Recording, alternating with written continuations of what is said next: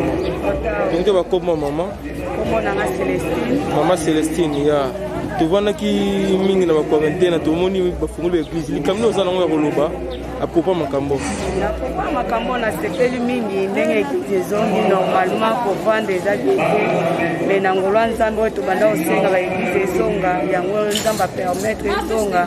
Yango to sepeli kona yango. Siko na ndenge ovana ba quarantaine eloko nini o ete yo no na ndako eloko nini o apprendre. To espérance ni o gagner na makambo. Na makambo na gagné porta makambo eza normalement ya liboso eza ndenge to vandaki Zambia permettre azimili mwaka tebele mais biso bana na ye asili ko batela pe ko sunga bombo na biso ko vanda normalement eza bien te mais bima ko ya liboso nzambe de l'union donc l'église changement no mona kata église o eza yite komi changement eza ya par maître ya ba maître ba tcheli biso to ko pesa na bambo tete to ko pusa na pembeni ya moninga te ko loba na ye il faut tozala en distance nde na moni ko kesani e pesa mi na église parce que liboso tant to bana o to vanda tozo kangana tozo sepela tozo pesa na bambo te mais na minute to komi en distance nde na moni que différent ya ngwana donc sina quarantaine na yoki moni ne bazongisi makambo ne par rapport à makambo ya église yango batikela biso église parce que église eza nyonso mpona biso soki quarantaine na makambo mosusu sava mais mpona église nga na sepeli mpona yango ezomérite ndenge ezali église ezala et par rapport à makambo mosusu c'était bakoma papa Papa Jérôme ya tomoni tovandaki ntango monene ba quarantaine eza masali ngolu tobimi na quarantaine lelo yagize fungwami liloba nini kozala nango apopa makambo vraiment nga nazopambola nzambe ndenge lelo gouvernement apermettre biso tozonga liso mpona koyangana parce que kati na biso koyangana ekosalaki tosenga mawa na nzambe likolo ya mboka po ete esala biso lobi maladi oyo ekozala mpe mosika mpona mboka na biso surtout mpona afrique ntango biso tozobondela nzambe ekozala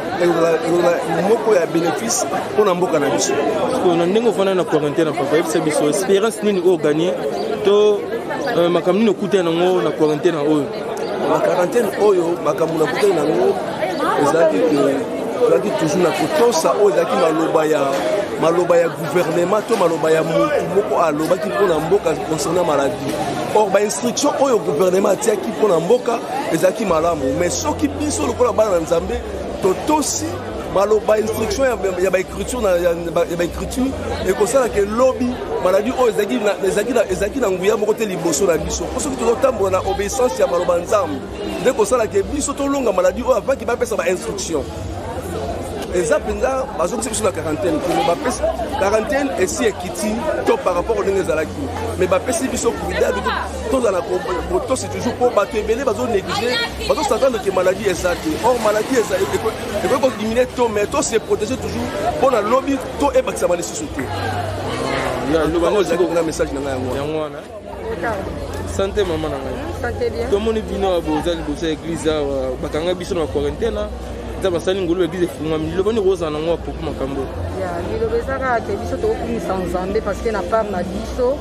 toza na mposaka ya lokumu epai ya tata parce que nyonso tu esimbami na maboko ya nzambe soki tozobondela tozoyoka liloba ya nzambe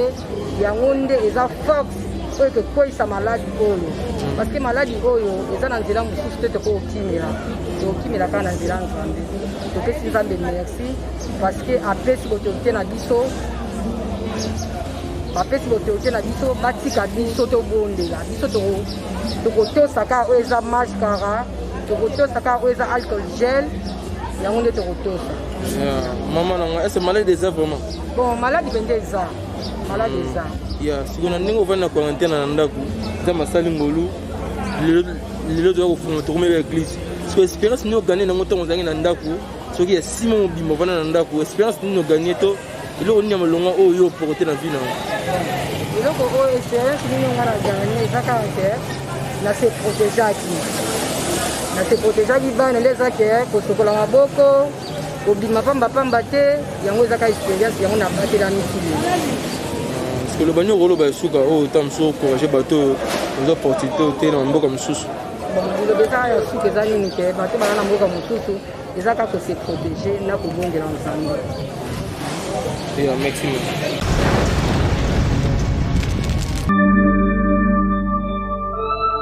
Botali. Tu mutu bakomba avo soki na. Kombo avo. Kombo na yo. Kombo na nga mama Meng. Mama Meng. Ya. Donc tu n'auras mutuna moko mama na ngai. Tu as une quarantaine za masali ngolu ba église zongi. Ngolu ba nini? Yande ba église zongi. Porque a église zongi nzamba za lokumu mingi ba kupeleki bango te. To sepele lokola église zongi. Malgré toza na quarantaine yango ezokoba me nzambe azopesa vie. Azopesa biso vie. Quarantaine zongi misusu. Quarantaine kasi église ezongi mais makambo mosusu efungwami te. Ndeti ni efungwami te. Lokola baprovince efungwami nanu te. Bongo banzela bongo banzela efungwami. Banzela mosusu efungwami te kaka na Congo. Na Congo kaka. Siko apo toza tuna mutuna moko. Ndenge ofandaki na quarantaine eloko nini yo moni ya malamu ne ya mabe? Ndenge okangamaki na ndaku eloko nini oyo ya malamu yo monaki to ya mabe nini omonaki? Ndenge nakangamaki na ndaku na quarantaine. Na quarantaine eza normal, bible elobi bongo namona mabe ndeni namonaki mabe te eza normal parce que bible mte elobi yango makambo ebele ebele koya na vie l'église ezala ebele boye na boye makambo ebele mais nzambe lokola apesi biso pema okele nasepeli kaka malgré quarantaine ata mwana moko abeli ta butu te oza yango wana napesi nzambe ka merci. Botali papa. Comment na mama na ngai? Comment na mama Sofia? Mama Sofia ne? Tomoni bino ba oti église boye yebisa biso na toti na quarantaine. Nza masali ngolu église fungami loba nyoko loba na makambo. Na kumisika nzambe. Tozalaki na bokanga mebele tobande kosambela te tozalaki mpe na bolembu talaka tofai na bandako na bolembu mais antuka kosambela mpenza ezalaki mpena te mais tozwaka makasi ntango tokomaka dala na ndako ya nzambe tozwaka tu force ya kobondela mais na ndako mpena tozalaki na bolembu ya kobonda mais ndenge eki baeglise ezongi antuka tokumisi nzambe topamboli nzambe mpo tozongisi na makasi yango su ya kobondela lisu mpo kobondela lisanga ezalaka nde mosusu. Siko ndenge ovandaki na ndako soki 6 mois soki 8 mois eloko nini oyo apporte ya malamu nde ozalaki na ndako to souvenir ya mabe oyo okutani na quarantaine oyo? Bon, mpona ngai souvenir ya mabe ezalaki te mpo natiaki elika mpa nzambe lokola natiaki elika mpa nzambe donc nyonso elekaki nango bien mpo elika ezalaki daya mpa nzambe. Siko naki susu bazongi susu quarantaine yango ezongi misusu awa na ngola bawenze fungamaki bakangi so bawenze so komi 3 jours loba na likambo loba na makambo elika ezaka mpa nzambe ata bakangi totika elika mpa nzambe elika nio toeza mpa nzambe bakanga na bango so bakokanga makambo mosusu mais église bakanga te batikela biso église tozosenga mpena batikela biso église mpo biso tobondela mpo kobondela nde yango wana nde bomoeki mpona biso. Sou de GNG,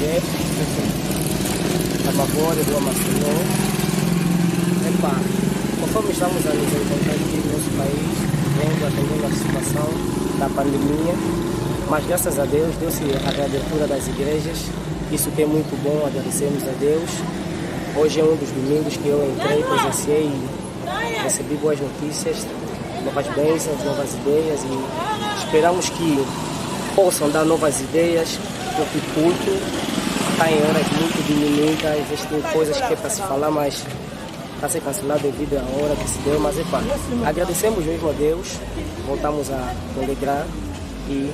que possamos estar assim juntos. Os eventos? Os eventos, nossos DJs estão mesmo ainda cancelado a abertura, porque deu-nos horas até 21 horas, começamos às 14 e o nível do som também diminuído. O pessoal no salão, no espaço, reduziu também a 50%, mas é lamentável a situação. Pedimos só que Deus ajude, né? Mas por parte das igrejas estamos felizes por isso. Acabei de sair mesmo da igreja agora.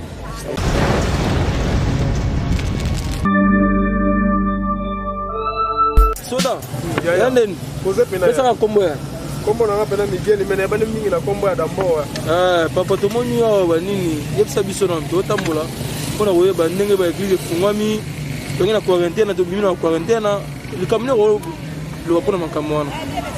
likambo nakoloba ndenge kasi wana ndeko na nga doni nakomona ndenge tobimaki na quarantaine eza mpena bien eza bien fo to remercie nzambe mpo apesi biso pema mpo salaka na apesi biso pema apesi biso pema mpo makambo yango esila me eloko naokamwaka ndenge balobi lisusu ke bado baqualité nango ezonga do biso pena bato donke tosepela nango te balobi ke ezongi lisusu ti lendi do fo bamaske ekozangaki to maske eza te do etegale donc 15 000 kwa soki 16 000 kwa siko bamongo wana biso totravaille te bakotisa biso na quarantaine soki toza mongo wana wapi mosiko yango soki lelo esala biso pase na mokili oyo mystique fort sikoyo ndenge ovanda na quarantaine na palais ndenge bobimi boye elo nini na ndako yo ozwaki ya malamu na mabe to elo nini okutana nango ya mabe na quarantaine na oyo mauvais souvenir moko na quarantaine na eloko ya mabe nakutanaki nango mpo nabali kotravaille tala eza te omoye otravaille eza te omoye kobima eza te mpona ndako kuna donc esengaka ntango bana bazali papa po abima mpo mwa mike wana esala mwa jare siko papa azobima te na bapale bagawane bandeki kozala bamianeka balobaka donc ame bandeki kozala siko quarantaine nayo ekosila baye kozongisa yango litu do mokuwa fort do nakokoka tu te siko toyoki lobi awa lobi eleki na ngola awa desordre ebimi ya makasi kuna na sidadi kuna bitumba basibi na basoda est ce que oyoki yango nayoka ipe ya lisolo wana eleki suti kaka makambo ya quarantaine to ndenge eza mpena kotikuti mpona makambo ya quarantaine mpo bato nita balingangi basala mars siko bato ya mpela baboyaki yango netela mboka na ngola nayoki bozongisi na quarantaine lisusu mama nanga yebisanga toyoki tozongi na quarantaine depuis quarantaine tozongi na sasi na bikini o bakati to bakisa bakazi yango tomona yango toyoka yango tomona yango kati tala yango mpe batv te ya bamondi mosusu balakisaka bakazi omona bato bakufi tomona tomonaka te toza sereta ndenge fo tomona ndenge bapeya poto bato bakufi tomoni ya bato apoto omona toza bakati ya lopital ti tomonaka toyokaka kaka tomonaka te toza bapoto banzela efunga toki pasi nzala tozokoka te batie susu wenda 3 jours kutu pasi toteka mikolo nyonso toza bambongo te bambongo moko ya moke koteka moza mpena na kofuta ndako ndenge otakisa bana ndenge tolingi bekibe ezala mboka na ngola solo siko nde baeglise balingi bali bakango so baeglise onayebi te nayebi information ekisa yebi te naloba onga nayoba na suka boa tarde oti église yebisa biso na ndenge olingi na quarantaine bozongi église liloba nini okoloba